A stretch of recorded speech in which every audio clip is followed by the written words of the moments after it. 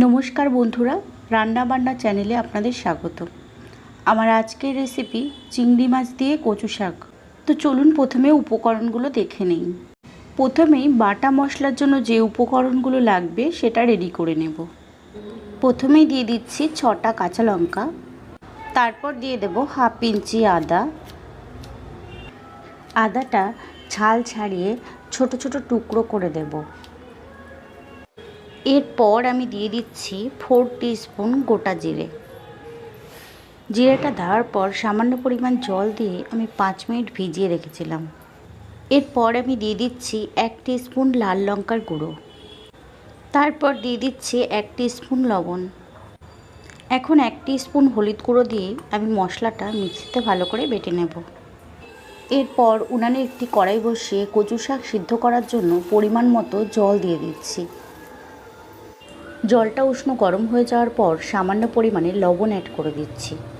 এরপর কচু শাকগুলো এক এক করে আমি কড়াইতে দিয়ে দেবো। কচু শাকগুলো আমি 1 ইঞ্চি টুকরো করে কেটে নিয়েছিলাম, আর এগুলো ধুয়ে পরিষ্কার করে জল ঝেড়ে রেখেছি। কচু শাক সিদ্ধ করার সময় ঢাকনা চাপা দিয়ে রাখলে তাড়াতাড়ি সিদ্ধ হয়ে যায়, কিন্তু যেহেতু অনেকটা উঁচু হয়ে গেছে তাই আমি ঢাকনা চাপা দিতে পারছি না।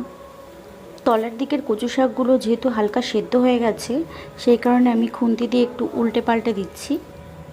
দেখুন কচু শাকটা কিন্তু সিদ্ধ হয়ে গেছে। আর এবার আমি একটা ঝাঁঝরি হাতা নিয়ে এগুলো এক এক করে তুলে নিচ্ছি। এবার কচু শাকটা তুলে নেওয়ার পর উনানে একটি কড়াই বসিয়ে তার মধ্যে দিয়ে দিচ্ছি 1 টেবিল স্পুন সর্ষের তেল। তেল গরম হয়ে যাওয়ার পর আমি এর মধ্যে দিয়ে দিচ্ছি 1 মুঠো মতো চীনাবাদাম। এগুলো আমি আগে জলে ভিজিয়ে ছোলা ছাড়িয়ে জল ছেঁকে নিয়েছি। বাদামগুলো আমি হালকা লাল লাল করে একটু ভেজে নেব।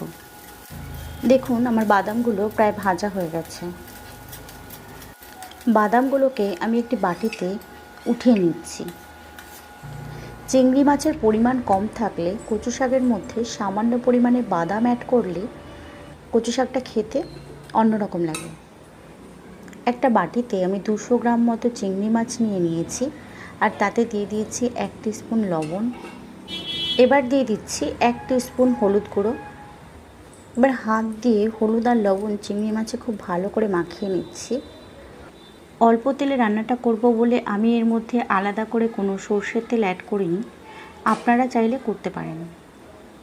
চিংড়ি মাছটা মেখে নেওয়ার পর একই কড়াইতে আমি চিংড়ি মাছগুলোকে দিয়ে দিচ্ছি। মাছগুলোকে একটু হালকা করে ভেজে নেব। চিংড়ি মাছ ভাজা হয়ে গেছে, আর এবারে আমি এগুলোকে উঠিয়ে নিচ্ছি। এবার ওই একই কড়াইতে আরও 1 টেবিল স্পুন সর্ষের তেল অ্যাড করছি। তেল গরম হয়ে যাওয়ার পর দিয়ে দিচ্ছি একটা তেজপাতা আর 2টো শুকনো লঙ্কা। শুকনো লঙ্কা আর তেজপাতা দিয়ে দেওয়ার পর খুন্তি দিয়ে হালকা নাড়িয়ে চাড়িয়ে একটু ভেজে নেব। এবার আমি অ্যাড করছি 1 টিস্পুন গোটা জিরে। জিরেটা দেওয়ার পর আবারও একটু ভেজে নেব। এবার প্রথমেই যে মশলাগুলো আমি বেটে রেখেছিলাম সেগুলো এর মধ্যে দিয়ে দিচ্ছি। মশলাটা আমি ততক্ষণ রান্না করব যতক্ষণ না পর্যন্ত মশলা থেকে তেল বের হচ্ছে। মশলা থেকে তেল ছেড়ে দেওয়ার পর এর মধ্যে দিয়ে দিচ্ছি ভেজে রাখা চিংড়ি মাছ, তারপর দিচ্ছি ভেজে রাখা বাদাম। এবার নাড়িয়ে চাড়িয়ে ভালোভাবে একটু মিশিয়ে নিচ্ছি। মশলার মধ্যে এখনও পর্যন্ত যে জলটা আছে সেটা আমি পুরো শুকিয়ে ফেলব। দেখুন মশলার ভিতরে জলটা কিন্তু পুরো শুকিয়ে গেছে।